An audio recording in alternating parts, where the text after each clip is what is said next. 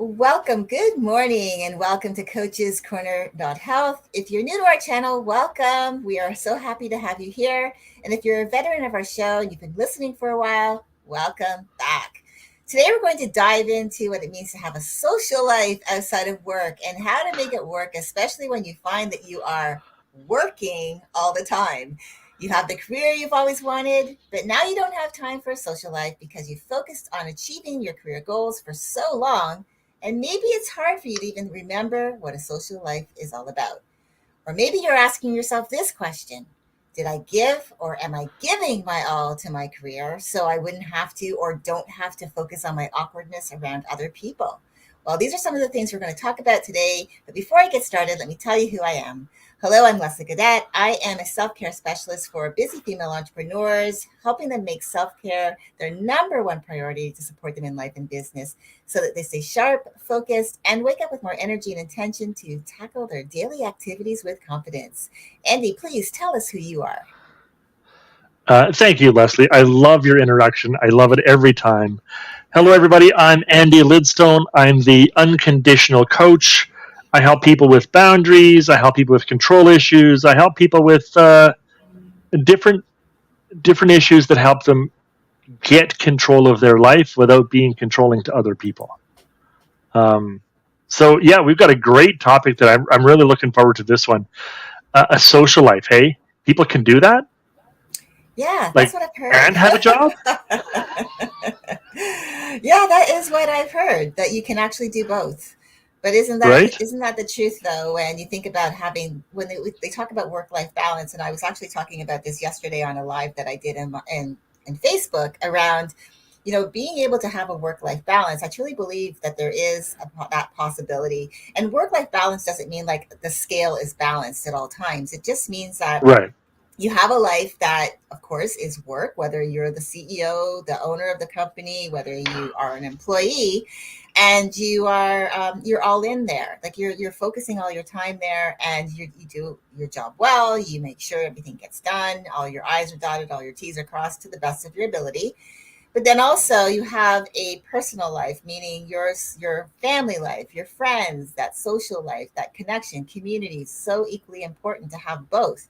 So when you're doing one, whether you're in work and you're all in, you're not feeling guilty, or sorry, I should say, yeah, guilty that you're not spending time with your friends and family and having that social life, that community. And when you're in that time where you're spending time with your family and your friends, and enjoying life, that you're not feeling resentful of that time away from either building your business or being working, because it seems like there's this mentality of work, work, work, work, but there's been almost like this disconnect from, having a life outside of your job. And I can so relate to that. Yeah, yeah, and I want to call attention to something that you said a second ago, that we don't feel guilty in either scenario, because you're right. We have a culture of work, work, work, work, work, but we have a second culture that is play, play, play, play, play. Um, and there's a lot of people who want to do one or the other. There's very few who feel not just capable but desiring to do both. Right?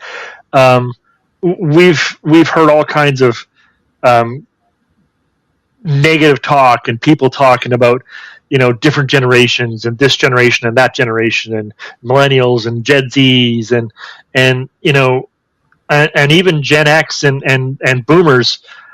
We don't appreciate a good day's work, or we don't appreciate that, or we don't know how to put in a life's worth of career. And it's this is also a part of the culture that likes to play a lot. So I do believe both exist. They are not friends. They don't like each other, and they call each other names all the time. But neither one of them are healthy.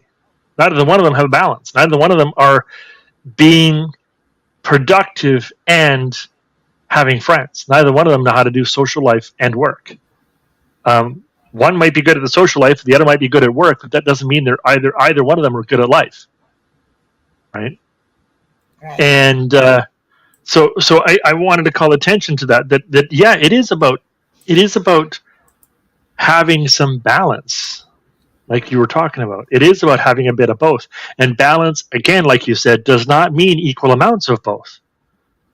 Some people prefer to work more, but you still need to have a social life. You still need to have some private time, some personal time. Some people prefer to play more, but you still need to, earn a living and have a career. There needs to be some um, purpose to your life more than play, right? So, and some people prefer to be alone a lot.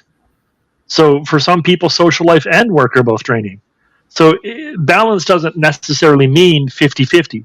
Balance means that the proportions that you choose to put into each of those categories are appropriate for the lifestyle you're choosing. There does need to be a certain amount in each category, though, right? There does need to be a minimum amount of social and a minimum amount of work. And if you find yourself burning out, that's why. If you find yourself aimless and purposeless, that's why. If you find yourself wandering through life without much of a goal, that's why. If you find yourself just showing up at work every day and not really caring why you're there, that's why. Because you are out of balance. If there's something that doesn't feel right, balance is probably the reason it doesn't. So find the proportions that work for your life and play with those numbers a little bit. How much are you spending on your social life? How much time are you spending on your work life? How much time are you spending alone? All of those things are important in different ratios for different people, right? So I think it is important we focus on that a little bit. Yeah, I think, and I've heard people say, "Oh, there's no such thing as work-life balance," and it's really not about a balanced scale, like you said.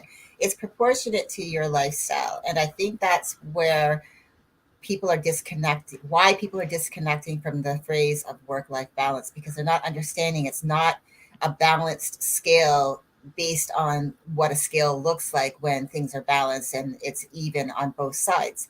It's like, for me, I believe truly that wherever you're putting your focus, that you're content putting your focus there, and there's no residual feelings of guilt or regret Right. or resentment, so that when you're all in that area of your life, you can do, you can show up as the best that you can, doing, having that total focus, and vice versa, whether it's in your family life, your community, being able to go all in there, and focusing your time.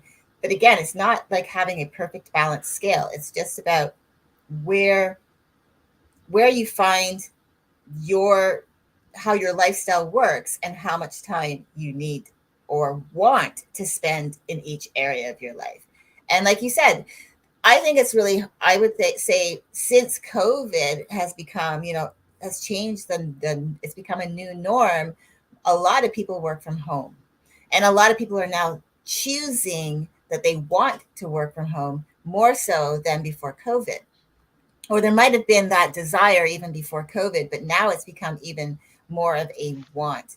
They desperately want to work from home, and partly I think it's because COVID forced us um, to isolate and be. And if you weren't in a family dynamic, which a lot of people I know lived alone, they found themselves alone.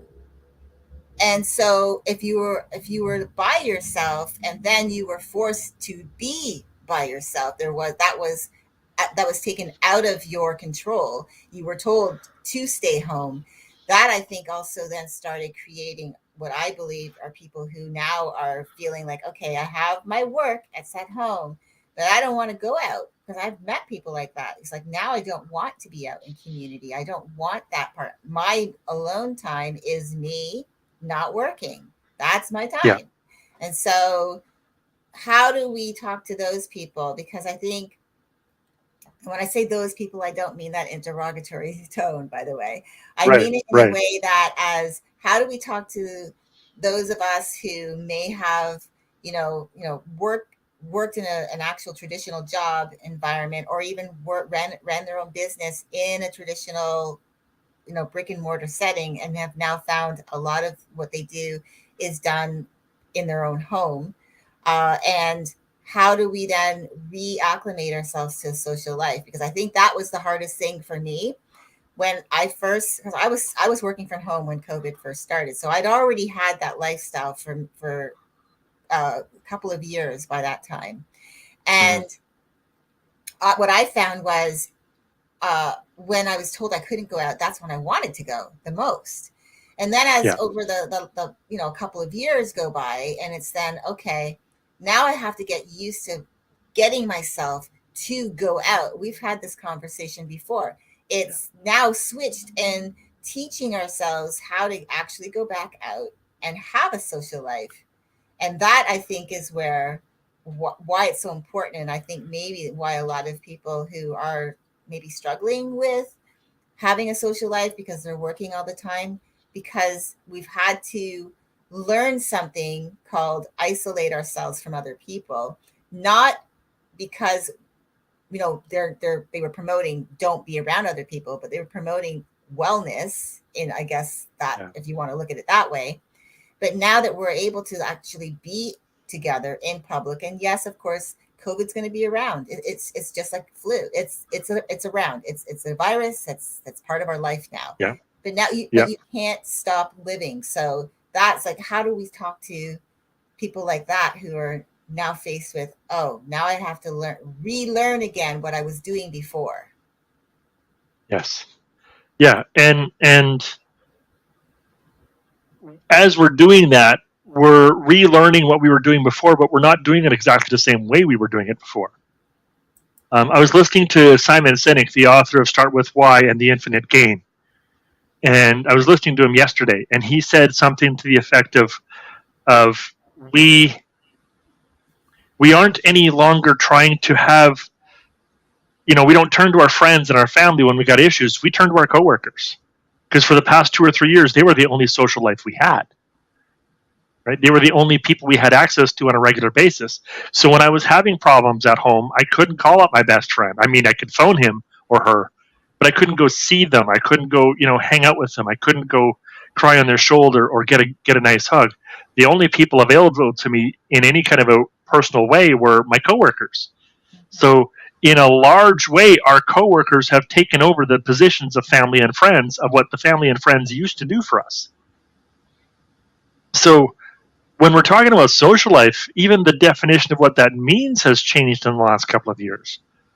When you're talking about getting out and meeting people and seeing new people and even seeing your friends, we do that, but as a society, we have a less priority on that now. So that's another solution we could do is we could actually just, reconnect with some of the people we used to know because we've changed. And a lot of the time, because we've changed and they've changed, we've decided to not stay connected to those people. But I would ask you, if you've changed and they've changed, does that mean that you're not in the same, like that you don't like each other anymore? I bet you that who you are now and who they are now could still be connected, at least for some of them. I bet you that some of your family and friends, although they've changed and so have you, there's still going to be plenty of things in common. Still plenty of reasons to have friendships. You might just find there are new reasons to have friendships instead of the ones you've been counting on for however many years. So I would ask, maybe you do call up some of those people you have known and you disconnected with throughout the pandemic and see how, instead of relying on the things you used to have in common, restart the friendship and re-begin from the beginning and say, like, what are you interested in these days? Like, what are you interested in now? I think this is one of the skills that we could take from the pandemic is giving each other the opportunity to start again in our friendships. Because we grow and learn every day. It wasn't just the pandemic we've been doing that. We've been doing it for all our lives. Just the pandemic forced us to recognize that we're doing that. Mm-hmm. So if that's one of the skills that we can pick up from this whole lockdown is that people get to change. People are going to change. That doesn't mean we have to stop being friends. It just might mean we have different things in common than we did a year or two ago. Right? It just means we might have a different basis for our friendship. Right? You and I are a great example. We got together because we were talking about coaching, And now we're getting together because we're co-creating things, because we have values in common, and we are helping some of the same types of people. So our friendship has evolved, and I would say it's gotten stronger because of the evolution, right? So don't give up on some of those friends and families. Some of them, they've changed in a way you don't like, so fine, move on. But some of them, they've just changed and you don't understand or you don't know them anymore. Figure out who they are. Reintroduce yourself. See how it works. That's my thoughts. That's my challenge to you, our audience, our listeners. See what you can figure out that you might still have, that you might be able to rebuild friendships with now that you're back to being able to see them on a regular basis again. I like that. I think that that would really be a great place to start, because we got so used to being at home because we were told to be at home.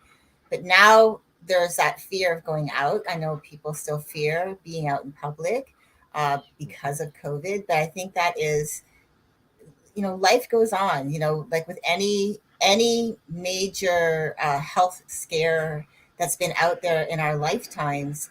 People have had to start again, go back Yeah, out into the world, start again. And I love the fact that you were saying, like, okay, now that we're in such a digital world, and now that we can connect maybe more with people that way, but also figuring out, and especially too, being in a world where we can call each other up on the phone, or we can do video calls on our phone, we can do messenger video calls, we can do Zoom calls, we can do Google Meets. There's so many different options for us out there to be able to actually see each other, even if we can't be in the same room, face to face, and yes, start creating at least a start of how to get back to talking to other people. But then it's also being okay and open to getting outside and actually walking outside your front door and putting yourself out there. What I did, as an example, way back before COVID started, when we first moved to Las Vegas, my husband and I we had moved from California. We lived there for 3 years, but I was living a really busy lifestyle. Work took over, and yeah, I had no life outside of work. And we made the decision to move to Las Vegas. That's when I took back my time, and I stepped into entrepreneurship for the first time in March 2018, and I started my own. I became a contractor for a law firm, which I still support today. But it's my way. But what I found was, when I got to Las Vegas, I recognized that before it was all work, because I didn't feel I had the energy, nor did I even want to make the time to actually go out and figure out how to have a social life, because I barely had a social life with my husband. We barely spent time together because it was always work. I would leave before he was up to go to work, and I would only get to spend a couple hours with him at night before going to bed again at 9 o'clock, so I could get up early yeah, again to do it all over again. So what I found, what I loved, was that being in Las Vegas gave me the opportunity to actually start something new, to get myself out there, to create a social life. And that was scary at first because it was just me. Now I've always been outgoing anyways, and I've learned to be quite bold in over the years of, especially my husband and I moving from different places and starting over many times. yeah, And so I found myself looking for events, finding networking events, going by myself to meet people, to find out because I wanted to know what women yep, were doing to transition into something else. And I started going to different events, making new friends. So meeting new people, making new friends, and and then creating that social life for myself in Las Vegas. Now, COVID took that away, and then we ended up going on the road. And so now my challenge is to we've we've decided, like, we were moving around, and yes, I made friends, and but what I found now, being here in Florida, is I truly actually want to get out there more into the community, to actually create connection with some of the women leaders here in where I'm living in Florida. Checking out the Chamber of Commerce and seeing if they've got any events coming up so that I can go to them. Because I truly believe that getting out there and creating a social life for myself is not just for myself, but also my husband and I, we are looking to create that, with friendships. But it takes the will to do it, and then Yes. stepping out, right? And you know that you've worked with a lot of your clients around specific things about trusting each other, and giving yourself permission to Yeah. actually trusting other people and doing and living their life. And so I think I love the fact that you brought it around to calling up your friends that maybe you've fallen out of touch with, and recreating the friendship, and Yeah. starting again, getting to know each other. And if they've fallen off your radar because they really know you no longer have enough in common to keep the friendship, that's okay. Yeah. Because life goes on, and you can make friends, you can have more people in your life by just putting yourself out there and creating a Yeah. dialogue, getting to know each other, creating a social life. And if it means going out once a month with people from work, that you create friendships, deeper level conversations with them to create deeper friendships. But you start somewhere, and I like that you said go back to where you began and see and start from there. Yeah. Yeah. Start with the people that you already know something about, because maybe you don't have much in common anymore. You've each changed, but you still Mm-hmm. know something about their history, and they know something about your history. So you can start there. Um, and the other thing too that I like about what you were saying is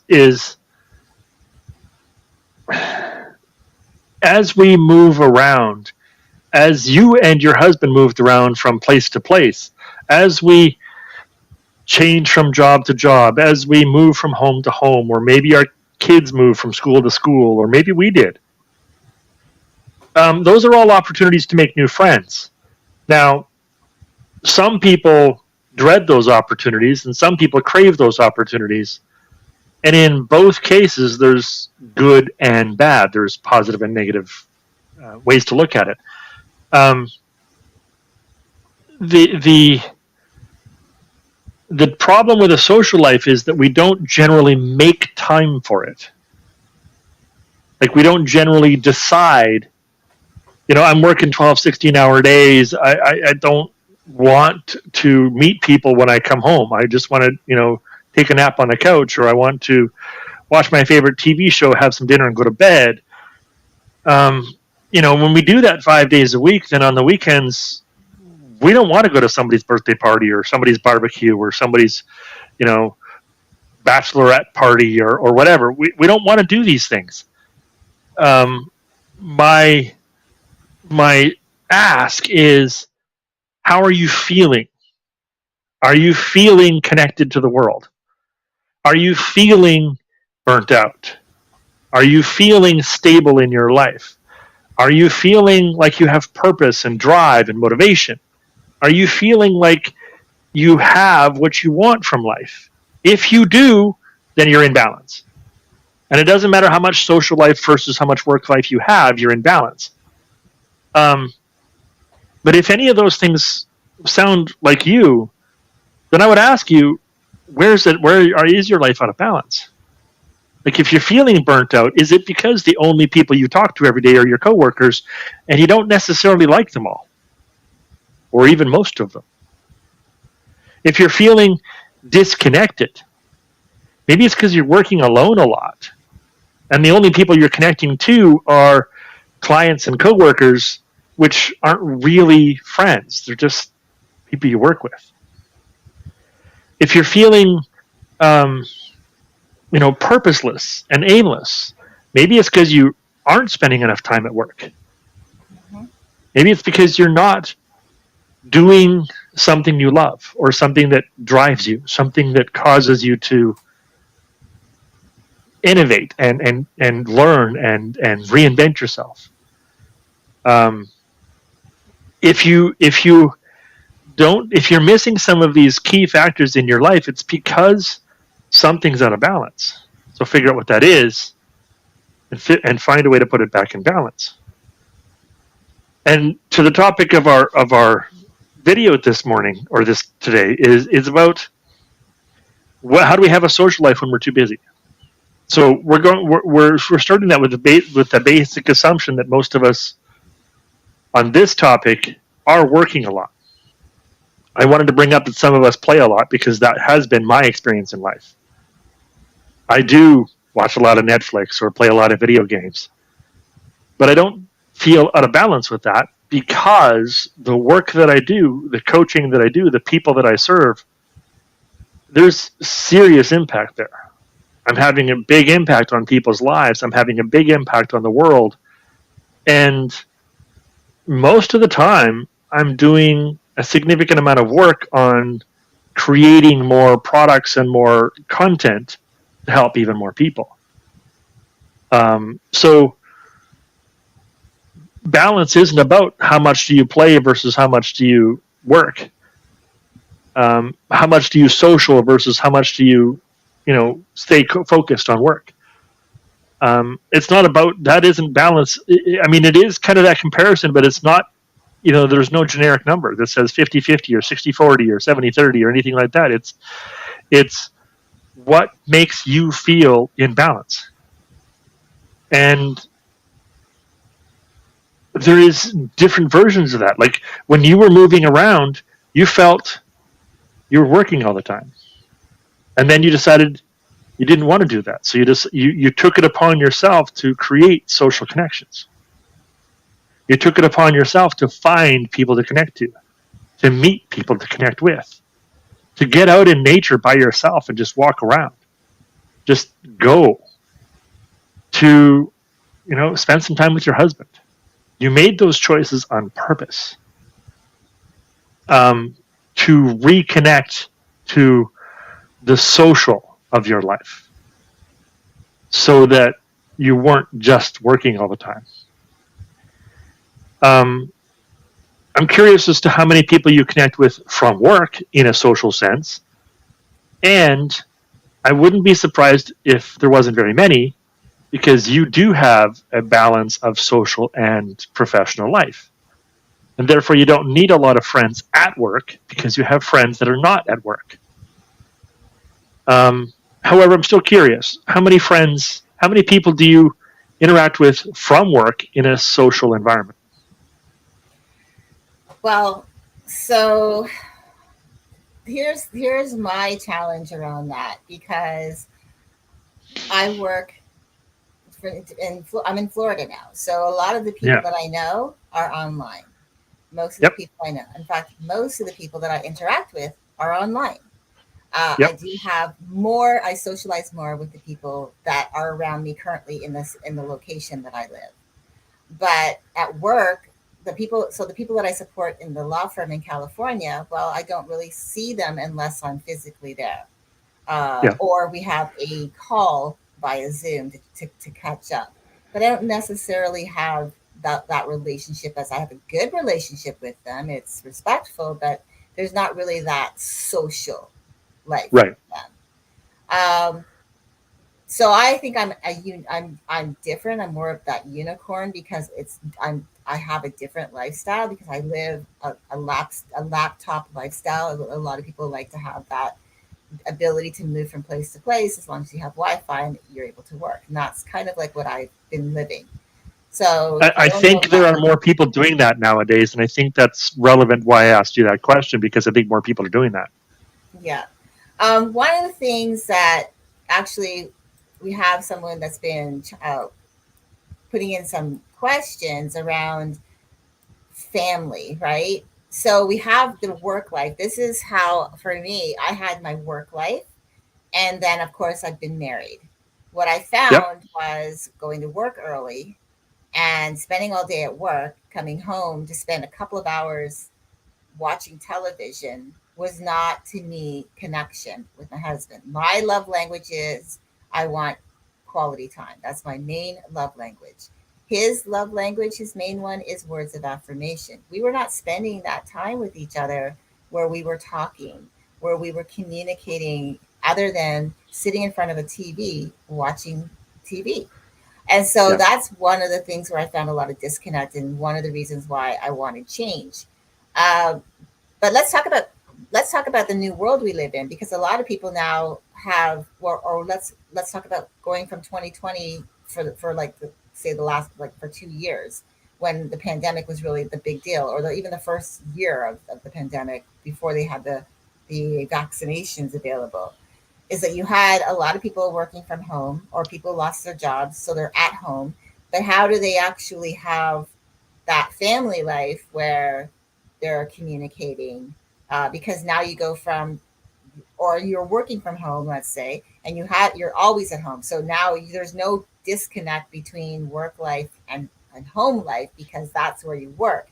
All of the people that in your life are there. Yeah. So creating that connection and keeping that connection going, I would think is even just is it's equally important, but I think could also be challenging, because Yes. now this is a whole new world that you're living in. A lot of parents had to homeschool their kids. It wasn't choice. Some parents by choice homeschool their kids. A lot of parents did not by choice want to and had to homeschool their kids.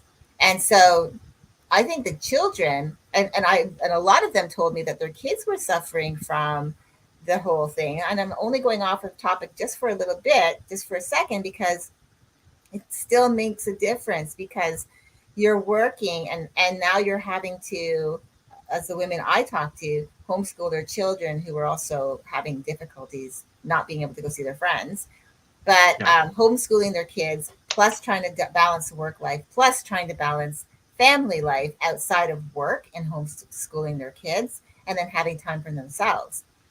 That was one of the things that I found a lot of women I knew that were talking about, that was very hard for them to manage, because Yeah. there was so they had to wear all their hats all at the same time. And so that was Right. that was an interesting thing. I just wanted to bring that in. I wanted to, our one of our audience members was just talking about, like, having that disconnect with your family when you're now living in this new world that we live in, and having to, like, think about, okay, we're not connecting. We don't have that connection anymore, because it's a different world we're living in. We've Our whole lifestyle went from maybe going to a brick and mortar, and now we're going from a, going into an office space within our home, and that changed the Yeah. dynamic, because now it's like blended. So I just wanted to bring that in. Yeah. Yeah. And how do we balance our personal time and our family time and our job and our work? Those are the questions, right? That's essentially what we're talking about now. What we're the part of this we're talking about right now is somebody who has a family. Maybe you have a husband or a wife, or maybe you have children, or maybe you have other people who live with you. And if you are working from home, how do you balance that? Like, how do you separate work from home? If you are homeschooling your kids, how do you separate work time from playtime? And how do they know the difference? Like, how do they know when the rules change? How does your spouse know when the rules change? Do you do things outside the home together? And maybe that's your personal time. You know, maybe, like, do you do things that make everybody um, feel connected, or are you focusing on work so much of the time? Like, what is the point of the time you spend together? What is it you're focusing on? The and the other problem, like you were mentioning, that a lot of women have in these situations is they don't know how to manage the whole thing. Like, nobody's taught us when is it okay to take time for ourselves, right?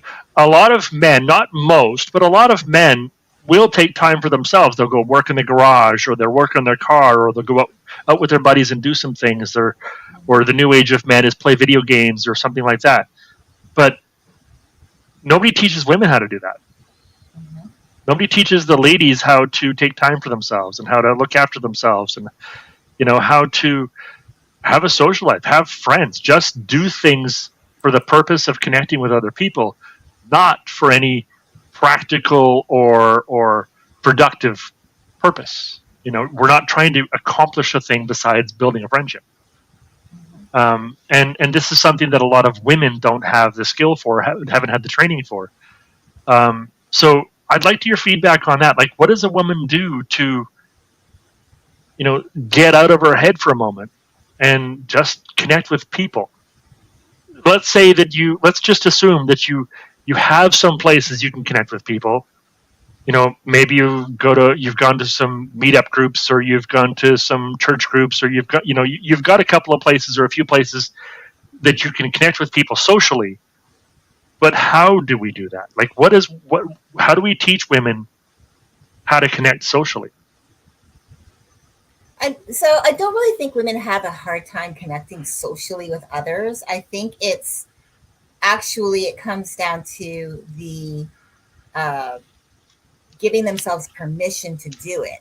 So it's not about having the difficulty of doing it. It's actually giving themselves the permission to do it. Because if you're a mom, and especially if you're a single mom, like a lot of the women I know are single moms, so they were juggling, working from home, homeschooling their kids, trying to have family time, making playtime for their kids because the kids were missing that social life. Because as a child, we develop a lot of our skills through our social interactions when we're young, and so I think it's not necessarily about not having the skill set to create that time. It's having the allowing themselves and not feeling selfish. Because if you I even just like women in general that I've talked to, it's feeling like self-care is selfish, that taking time for themselves is selfish, even if they go out with the intention of, as an example, going out with their friends. Like I used to have one of my friends that I don't see her as often, but we would go shopping, for an example. And I used to love being in a mall. That was one of my favorite things to do. I loved window Mm-hmm. shopping, and we would go shopping, and if I found something that I liked, I would purchase it. But whenever she would go shopping with me, her idea of shopping was for her kids. And I always asked her, I Right. said, she'd find something she liked. And I said, well, do you like it? Well, yeah, I do. But she would never give herself permission to purchase it for herself because she felt the need to always give to others. So I think it's just finding that time, that it's just having the ability to give yourself permission that it's okay to have a social life, to actually have a social life outside of your family, have and also you can have it with the people that you work with, if you're able to, but that you can give yourself permission to do this, that it's okay. Because like you said, traditionally men will talk about, they might go for a beer after work, they might you know you hear the concept of having a man cave and having the guys over to watch the game. So men will not think, I don't think men look at that as, oh, well, I'm taking away from my family. Whereas women will think of their self care time, of their time doing other things for themselves, as taking away from their responsibilities. And I think that's the Right. difference. So it's just get them giving themselves permission to do it, because the skill set is there. Because when women get into, when they start talking to each other about life's goals, about things that are going on in their life, they're very open and able to have those conversations. We share probably much more open emotionally. It's changing, but for most times, men are not as open emotionally as women are, and we share from our heart. And it doesn't mean that men don't either, but I think there's still a little bit of, not necessarily a wall up, but more of there's that little bit left behind. They're not as forthcoming, whereas women will be all out on the table to get it all out. Or and it's even, you Right. look at it even as in breakups. If a man and a woman break up, the woman will grieve openly, and that helps her heal quickly. But men, most of the men that I've known, when they don't grieve right away, and so it takes Yeah. them longer to get over it, something, because they've not allowed themselves to just grieve it and then move on. Whereas women have unknowingly maybe put themselves through something and allowed themselves to move through it so that they can then heal quickly. So again, like I said, coming back to your question, it's really not necessarily about giving them the skill sets. It's really about just encouraging them to give themselves permission that it's okay to have that for themselves, as just like Yeah. they encourage their kids, just like they would if they're in a relationship with someone, they encourage their husband or their significant other. to have those relationships, to have a social life outside of family, outside of work. Yeah, I like that because it is more about permission than skill set. I agree with you that most women do know how to make social connections better than men. As a matter of fact, it's not very common for men these days to go out with the buddies. They don't go for a beer after work anymore. They don't have buddies over to watch the game anymore. We don't do that almost at all. Some men connect online through video games or online communities, but most don't have any connections at all. Most of the men that I talk to have very few men friends. Of the clients that I have, of the dozen or so men that I've helped over the years, um, only one of them has a full complement of male friends that he can turn to. The rest have maybe one, but most of them actually rely on their partner as their only source of connection. Now, some men go to other women, but that's a whole different toxic situation. I'm talking about more the friendships that we have. Most men don't have a friend other than their spouse that they can turn to. Some men have one other guy they can turn to, and it's very, very rare that men have more than one other guy to turn to. And I think this is some of the issue. But with women, they know how to connect, like you said. It's just that they don't give themselves permission to, because, like you also said, they feel like they're taking time away from the family. They feel like they're robbing their family of the time that their family should be getting. And I have two things about that. First of all, if you're trying to teach your children by example, do you want them to see that it's not okay to take care of yourself? Second, when are you asking for help? When are you asking for somebody to pull you away from your family, or to help you find connection, or to be your friend? Maybe you could ask somebody to look after your kids for an evening while you go out with a friend, or while you go to a social event to hopefully meet some friends. Like, when men and women both have this issue of asking for help, of not being able to ask for help. Men have this issue of not asking for help around the things that they want to accomplish, but women refuse to ask for help with their families. Right? Women generally don't ask for help around taking care of their kids. So this is something that I think adds to that permission question. Give yourself permission to go be social. And please ask for other people to help you to do that. Because I promise you, a lot of your lady friends are struggling with the same thing, and they'd love it if you called them up and said, let's just go out for coffee, or let's go have a dinner, or let's go to a social event of some kind. And if one of you initiates that, then all of you can find babysitters and go out, or all of you can ask your spouses or husbands to take care of the kids while you go out. This is something we can do. If you have kids and you have a partner, just say, look, it's my turn. I want to go out tonight. Or is it okay if I go out tonight? Do we have something else that we got to do? Or, I'd like to go out more often. Can you let me know when that's available for me? There's several ways you can ask for help, and giving yourself permission to do it in the first place and giving yourself permission to ask for help are two things that I think are rare amongst all people, not just women. And the other part is, if you are feeling guilty about taking time away from your family, taking energy or money away from your family, that you should be focusing on your family, this is one of the things that you and I help with. This is one of the things that we do for our clients, is we help them get over this thought of, it's selfish to do things for myself. That's what self-care is about. This is what you do, is you teach people about self-care. It's part of what I do with boundaries. So it's really about giving yourself permission, and if you don't know how to do that, get some support to learn how. There's two of us right here, and there's an entire coaching industry full of people who like to do this stuff. So find some support. Definitely, I agree.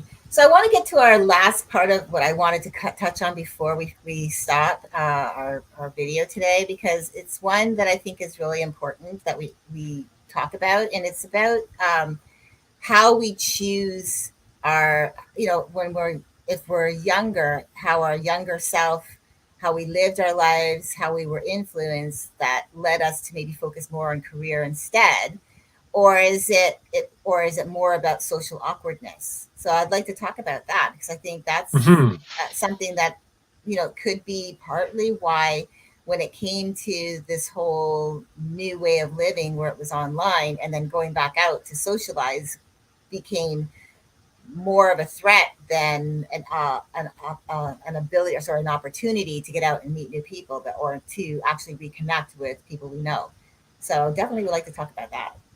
Yeah, I actually have some personal experience with the whole concept of a threat from going out in public. I grew up getting picked on a lot in school, even beat up virtually every day by bullies. So for me, my entire life connecting physically to get social connection was actually dangerous. When the social media started coming through and we started connecting online, and I was able to find friends from all over the world, I actually found much safer connections that way. I found it much easier to connect online than in person, because online all they could do is insult me. They couldn't physically beat me up. In person, that happened a lot. So it does come down to how you were brought up, how you were raised, and a lot of people. So one of the things that I found out, a few months back now, is a lot of the early settlers of North America were Protestants, and the concept of Protestantism is this idea that it is godly to work hard. Mm-hmm. It is a sin to not be working very, very hard. And the vast majority of our early settlers in North America came from this philosophy. So a lot of the culture that created around that North America was based on came from this idea of working very, very hard, Mm-hmm. um, and working for everything you have, and earning a living, and never take handouts, and never accept charity, and never let people help you. This all came from a vast majority of our early settlers, and a lot of that mentality has stuck around. So many of us were raised to work, and work is way more important than friends and social life. A lot of us were raised that way. Mm-hmm. Many over the generations, many parents have tried to change that to greater or lesser success, to help people to realize that yourself is important, your social life is important, and as I said, to greater or lesser success. So that is a prevalent mentality in North America, and actually in a lot of the world, to that it's way more important to work hard than it is to have a social life. So how do we have a social life in a world that doesn't necessarily promote social activities? How do we create a social life when the idea of going out to have fun is frowned upon, and the idea of working 12 to 16-hour days is praised? How do we create a social life? How do we make it okay to do that? Not just the women with children, but all the people. Like, how do we, even if all we have is a career and we don't have a family at all, how do we make it okay to go have a social life? That's the difficult question to answer. It starts with your values that you grew up with. For me, it was dangerous to go make friends in person. For me, it was dangerous to go meet people in person. And yet, what I learned from making friends online, I've been able to apply in person. What I learned from making friends from all over the world, I've been able to use those skills when I get into a room full of people. What I've been able to command an audience, whether it's online or whether it's at an event of some sort, or even just at a bar or at a restaurant, or in some sort of a social environment. I've been able to use the skills that I learned online to do those same things in person. So what I would suggest is find the place where you find the skills easiest to learn, whether that's in person or online, and then learn those skills in the other environment so Mm-hmm. that you can use them in both places. Because friends exist all over the world. Some of them are local, some of them are not. I'm sure you have friends that aren't local that you see only online. You said so. I know a lot of my friends are only online, yet I have lots of local ones too, Mm-hmm. right? Yeah, and one of the people that, as I said, someone is following us on our live today, and brings up a really good point about people not being able to maybe afford to go out and socialize with other people. So they're working all the time because they're trying to make ends meet. A lot of people I've known have had more than one job at a time. They've worked multiple jobs just to make ends meet, because we're living in a new world where, again, the cost of living keeps rising, inflation keeps rising, and yet our salaries, or the minimum wage, really isn't even, rising to meet that need as quickly as it probably should. So when it comes to that respect, how do we even, like, how does someone like that, especially if they're working all the time in order to make ends meet, it's a need in order to survive, that there has to be a way for people like that who are living that type of lifestyle. I know it could be for another conversation, but it really is like, how do we, if we're working two shifts, or we're working two jobs, we don't have much, we're just doing what we can to make life as good as we can, based on the world that we're living in today. Is there a way to actually have social life be a part of their lives that's healthy? Yes. Yes, this is actually something I've got currently 3 clients who are asking for my help with. When I've suggested go be social, they're like, I can't afford that. I'm like, what about being social do you think costs money? I'm not asking you to join a club. I'm not asking you to join an exclusive golf club. I'm not asking you to go on dates 3 times a week. I'm not asking you to take people out for dinner. I'm asking you to go out in public and talk to people. I don't care if you go to the playground and talk to other parents, or if you uh, go to the mall and strike up a conversation with people at the mall, or when you go get your coffee in the morning, strike up a conversation with somebody else who's in line with you. Same with your groceries. Strike up a conversation with somebody else who's in line with you, or the teller. Like, strike up conversations. Just, you don't have to have money to be social. Now, some of the social things that we do cost money. Absolutely, that happens. That's true. Some of the things that we can do, like if there are certain clubs we could join or certain places we could go, yeah, those things cost money, and a lot of them are not as expensive as you might think. A lot of the things that I did when I was making less than $1,000 a month, they would cost me 5, 10, $20 a week to go do them, and that created my social abilities. A lot of them were free. So it doesn't take money. To the issue of time, start with what you already have. Chances are there are already people in your life that you're connected to socially. It might be your family, it might be your kids or the parents of your kids' friends, it might be your coworkers. But there are some people that you talk to about more than just work. Some people that you turn to when you're having a bad day at home, when your kids are sick, or when you've had a fight with your partner, or there are somebody that you turn to when you want help with something, or you want to just talk about something. Start with those people. And maybe they're not close friends, but that's social. You don't need, I'm not asking people to make best friends out of everybody they meet. Just be social. Just talk to people, right? And that's what I think is the best answer to that question. Yeah, and we could go really deep with this and go on and on. I mean, there's just so many things about having Yeah. a social life, especially when it relates to other areas, whether you come from a different country, you're just getting started out, and you're, learning the language and all of these things. There's so many things that we could cover, but today's conversation was really based around, how when you are living that life where it's all work, no play or no all play, and there's no social life.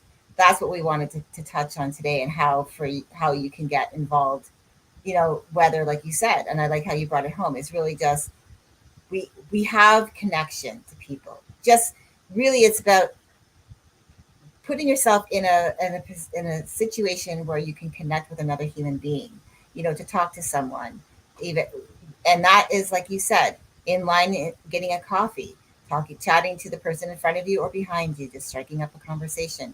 There's nothing wrong about being friendly, and I think people have that's teaching each other how to have social skills by talking to each other, regardless if you Yeah. know each other or not.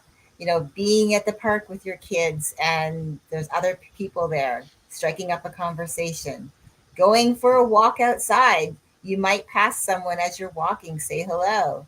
If they stop for a moment to talk, there you go. There's another chance for a conversation. Socializing doesn't mean that you have to go out and spend money. It's just making sure that you're connecting with other human beings that is not work related, so that you have more balance to your life. And I think that's what we wanted to touch on today. Yeah.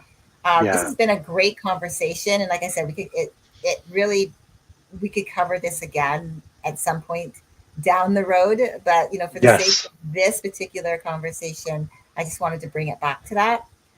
Thank you, Andy. I appreciate you so much for taking the time today and really diving into this topic with me. Yeah. Yeah. I love this topic.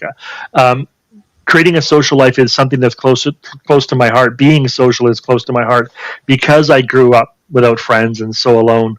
I've really cultured this skill set in my life, and therefore it's become quite a superpower for me. It's quite a strong skill set.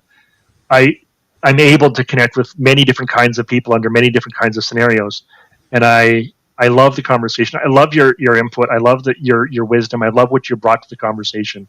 You've had some really intelligent things to add. So yeah, it's been a great conversation, and thank you very much for this conversation as well. Thank you, our audience, for watching, for paying attention. Thank you, our the one who's been commenting for us. We love the interaction. We love the feedback. You've been great also to help us create a deeper conversation.